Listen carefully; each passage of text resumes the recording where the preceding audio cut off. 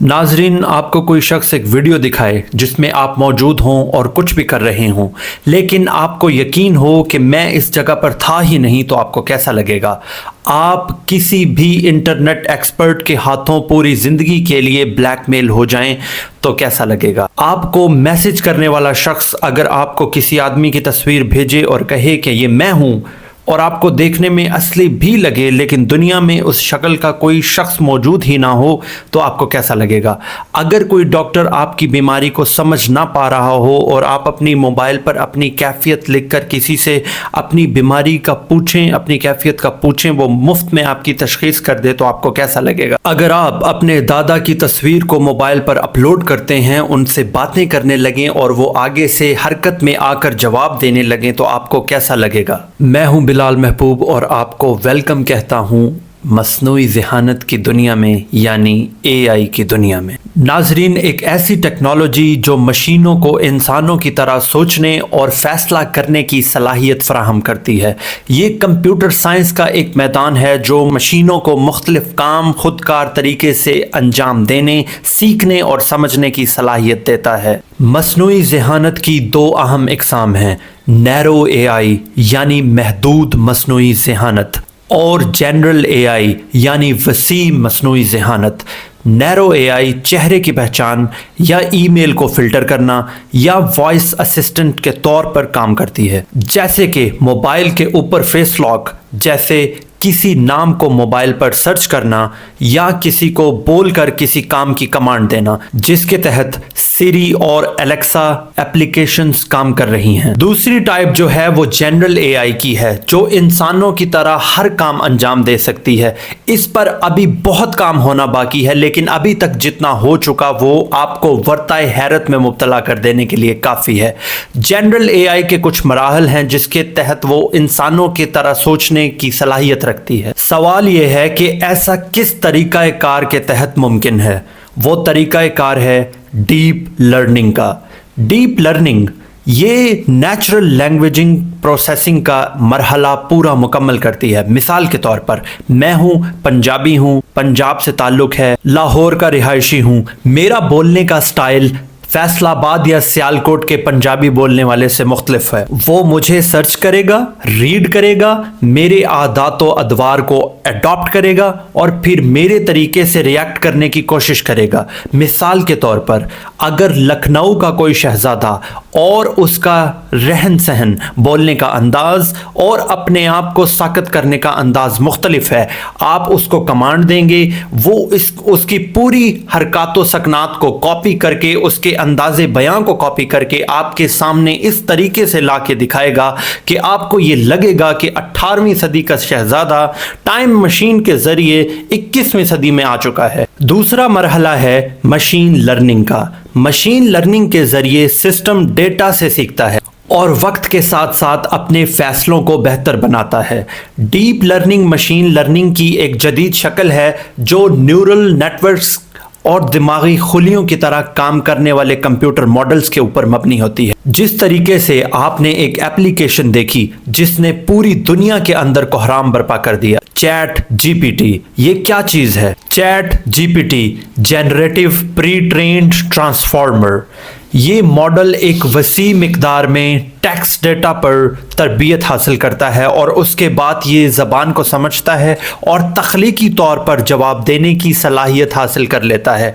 जब आप इससे कोई सवाल पूछते हैं या कोई बात करते हैं, ये आपके सवालात को समझता है और उसी की मुनासबत से जवाबात फराहम करता है। मिसाल के तौर पर आप चैट GPT को कहें कि hello chat GPT, how are you, तो वो आपको इंग्लिश में जवाब देगा। और अगर आप ये कहें कि चैट GPT तुम्हारा क्या हाल है, तो वो आपको उर्दू में जवाब देगा। चैट GPT के काम करने का तरीका कुछ इस तरीके से है कि ये ट्रेनिंग के ऊपर काम करता है। ये मॉडल बड़ी मिकदार में तहरीरी मवाद पर तरबियत पाता है। मसलन किताबों को पढ़ा, मज़ामीन को पढ़ा, वेबसाइट से मवाद को देखा और गुफ्तगू के दीगर ज़राए जांचे। इस तरबियत के दौरान ये ज़बान के मॉडल, यानी कौन किस इलाके से है, रशिया में रहने वाला किस तरीके से इंग्लिश बोलेगा और हिंदुस्तान में रहने वाला किस तरीके से इंग्लिश बोलेगा, और बरतानिया में लहजे में क्या फ़र्क है और अमेरिका के लहजे में क्या फ़र्क है, اور ان الفاظ کے معنی جو مختلف خطوں میں مختلف ہیں اور جملوں کی ترتیب کو بھی سیکھتا ہے۔ پھر دوسرا مرحلہ یہ پریڈکشن کرتا ہے یعنی پیش گوئی۔ جب آپ چیٹ جی پی ٹی کو کوئی سوال دیتے ہیں تو یہ ماڈل اس بات کی پیش گوئی کرتا ہے کہ آپ کے سوال یا جملے کے بعد کون سا جواب یا جملہ سب سے مناسب ہوگا۔ اس پیش گوئی کی بنیاد جو ہے وہ تربیت کے دوران سیکھے گئے پیٹرن اور معلومات پر ہوتی ہے۔ تیسرا مرحلہ human feedback. ChatGPT کو بہتر بنانے کے لیے انسانی ماہرین کا فیڈ بیک بھی شامل کیا جاتا ہے تاکہ یہ زیادہ درست اور مناسب جوابات فراہم کر سکے۔ یعنی مثال میں چیٹ جی پی ٹی کو کہوں کہ مجھے موٹر سائیکل کو سٹارٹ کرنا ہے تو مجھے سب سے پہلے کیا کرنا پڑے گا، تو چیٹ جی پی ٹی اگر مجھے یہ کہے کہ آپ کو موٹر سائیکل پہ سب سے پہلے بیٹھنا پڑے گا اور پھر اس کے اگنیشن کے اندر چابی کو گھمانا پڑے گا، تو اور اگر میں چیٹ جی پی ٹی کو یہ کہوں کہ نہیں، موٹر سائیکل کے اوپر بیٹھ کر سب سے پہلے مجھے حفاظتی طور پر سٹینڈ کو اٹھانا پڑے گا، اب اگر یہی سوال چیٹ جی پی ٹی سے کوئی اگلی بار کوئی اور شخص کرے تو وہ اس چیز کو مد نظر بھی رکھے گا جو میں نے اسے بتائی تھی۔ تیسری بات ہے کہ جنریشن تحقیق کرتا ہے۔ آپ کے سوال کے بعد چیٹ جی پی ٹی ایک تخلیقی عمل کے ذریعے آپ کے سوالات کا جواب دیتا ہے یا کسی موضوع پر گفتگو کرتا ہے۔ یہ ماڈل جو ہے یہ عمومی معلومات، مشورے اور تخلیقی مواد فراہم کرنے کے قابل ہے، لیکن اس کا علم جو ہے، آپ چیٹ جی پی ٹی سے کوئی سوال پوچھیں گے تو وہ آپ کو جواب میں کہے گا کہ میرے پاس 2023 اکتوبر تک کی معلومات ہے، میں ریئل ٹائم آپ کو کچھ بھی نہیں بتا سکتا۔ لیکن اگر آپ paid ChatGPT لیتے ہیں تو وہ آپ کو حقیقی طور پر اسی وقت ہونے والے واقعات کی رونمائی کے حوالے سے بھی گائیڈ لائن فراہم کرتا ہے۔ آپ چیٹ جی پی ٹی سے مختلف موضوعات پر بات کر سکتے ہیں، چاہے وہ تعلیم ہو، ٹیکنالوجی ہو، صحت ہو یا روزمرہ کی گفتگو ہو۔ یہ ٹیکنالوجی مسلسل بہتر ہو رہی ہے تاکہ زیادہ سے زیادہ انسانی تجربہ فراہم کیا جا سکے۔ پھر تصویر اگر آپ اسے ایک فراہم کرتے ہیں تو وہ اس تصویر سے پھر ایک ویڈیو کیسے بنا سکتا ہے، اسے ویژول اے آئی کہتے ہیں، یعنی مصنوعی ذہانت جو عملی شکل میں آپ کے سامنے آ سکے۔ یہ ایک ایسی ٹیکنالوجی ہے جو تصاویر کو سمجھنے، ان کا تجزیہ کرنے اور ان سے معلومات نکالنے کے قابل ہے۔ یہ مصنوعی ذہانت کے ایک ذیلی شعبے کمپیوٹر ویژن کے تحت آئی ہے جو کمپیوٹرز کو انسانی آنکھ کی طرح تصاویر اور ویڈیوز کو دیکھنے اور سمجھنے کی صلاحیت دیتا ہے۔ کمپیوٹر ویژن کا بنیادی مقصد مشینوں کو یہ سکھاتا ہے کہ وہ تصاویر یا ویڈیو سے معلومات کیسے نکالیں۔ پھر امیج پروسیسنگ۔ ویژول اے آئی سب سے پہلے تصویر کی پروسیسنگ کرتی ہے تاکہ اس کی مختلف عناصر جیسے چہرے کے اوپر کیا کچھ ہے، جیسے اس کے ساتھ میں کیا کوئی اشیاء ہیں، ان کو الگ الگ کرے، اس میں سے تصویر کے اندر کے اشیاء کو پہچانے، ان کے پیٹرن کو سمجھے، اور یہ ساری صلاحیت اس کے اندر موجود ہوتی ہے۔ پھر یہ ہوتا ہے آبجیکٹ کی پہچان، یعنی آپ نے اپنے موبائل سے اگر واٹس ایپ کو کمپیوٹر کے اوپر چلانا ہو تو آپ اسے سکین کرتے ہیں، تو پوری سکرین کے اوپر تو وہ صرف بار کوڈ کو ہی کیوں سکین کرتا ہے؟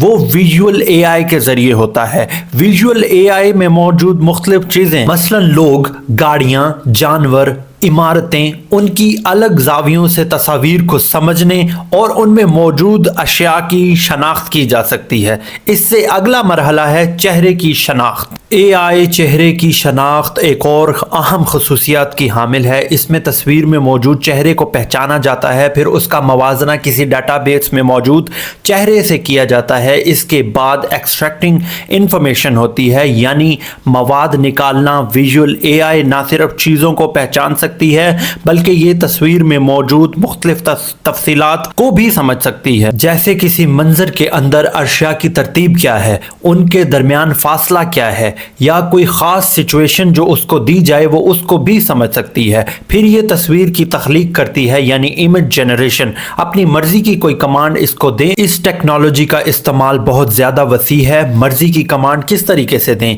یعنی آپ اس کے اوپر جا کر یہ لکھیں کہ مجھے ایک ایسے شخص کی تصویر درکار ہے جو درخت کی ٹہنی کے اوپر بیٹھا ہوا کچھ کھا رہا ہے، یہ منٹوں میں آپ کو تصویر تیار کر کے دے دے گی، لیکن وہ تصویر تیار کرنے میں جتنا وقت لگے گا اگر آپ اسی وقت میں یہ کہیں کہ وہ کھا رہا ہے مجھے اس کی ویژولز چاہیے تو یہ اس کی ویڈیو بھی بنا کر دے گا۔ لیکن اس کے ساتھ ساتھ اس کا استعمال کس میں ہوتا ہے؟ سیلف ڈرائیونگ میں، یعنی خودکار گاڑیوں میں، روڈ کی شناخت کے لیے، میڈیکل امیجنگ میں، بیماریوں کی شناخت کے لیے، فیکٹریز کے اندر خودکار معائنہ یعنی انسپیکشن کے لیے، سیکیورٹی کے لیے، چہروں کی پہچان کے لیے۔ آپ ایک ویڈیو سے کسی دوسری ویڈیو کو بھی بنا سکتے ہیں۔ اس میں مختلف تکنیکوں کا استعمال ہوتا ہے تاکہ ویڈیو کے ہر فریم کو سمجھا جا سکے، اس میں موجود اشیاء، ماحول اور حرکات کو پہچانا جا سکے اور پھر ان کو تبدیل کیا جا سکے۔ ویڈیو جنریشن اے آئی کے بنیادی ٹیکٹکس میں سے ایک، جس میں پہلا ہے جنریٹو ایڈورسریل نیٹ ورکس، یعنی جسے گینس کہا جاتا ہے۔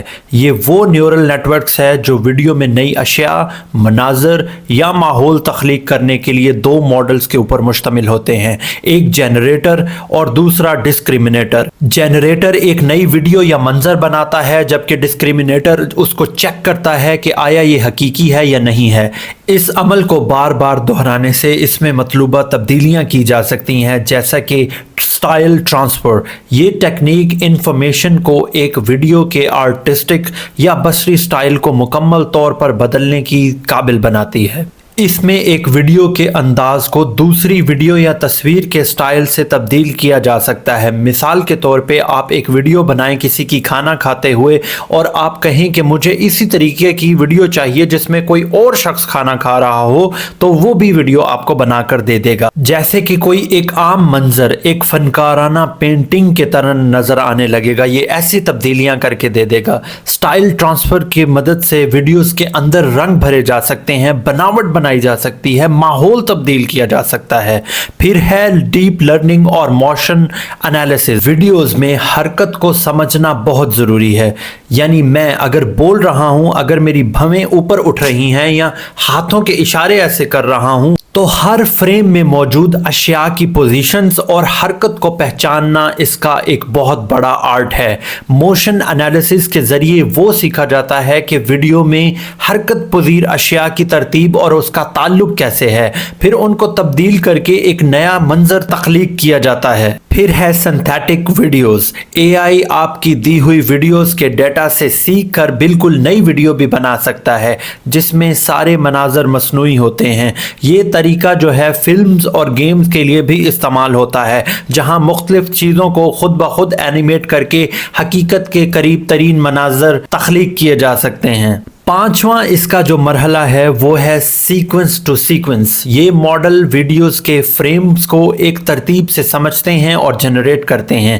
ہر فریم کو علیحدہ علیحدہ سمجھنے کے بعد پورے منظر یا ویڈیو کو نئے سرے سے ترتیب دیا جاتا ہے، جس سے مکمل ویڈیو کے مواد کو تبدیل کیا جا سکتا ہے۔ یہ ٹیکنالوجی فلم انڈسٹری میں استعمال ہوتی ہے، گیم ڈیولپنگ میں ہوتی ہے، میڈیا پروڈکشن میں بڑے پیمانے پر ہو رہی ہے، جہاں ویڈیو میں حیران کن اور تخلیقی تبدیلیاں کی جا سکتی ہیں۔ آپ نے ممکنہ طور پر ڈیپ فیک ویڈیوز کے بارے میں سنا ہوگا، جہاں کسی شخص کا چہرہ دوسری ویڈیوز میں منتقل کر دیا جاتا ہے۔ سوال یہ ہے کہ مصنوعی ذہانت جو ہے وہ انسانوں کی جگہ لے لے گی؟ یہ ایک پیچیدہ اور متنازع موضوع ہے۔ مختلف ماہرین اس بارے میں مختلف آراء رکھتے ہیں، لیکن کچھ اہم نکات اور حوالہ جات ہیں جو اس موضوع پر روشنی ڈالتے ہیں۔ مصنوعی ذہانت اور روزگار۔ مختلف ماہرین کا یہ ماننا ہے کہ بہت سارے شعبوں میں یہ انسانوں کی جگہ لے سکتی ہے، خاص طور پر ایسے کاموں میں جو معمولی اور دہرانے والے ہیں۔ آکسفورڈ یونیورسٹی کی ایک تحقیق ہے، اس کے مطابق یہ پیشگوئی کی گئی ہے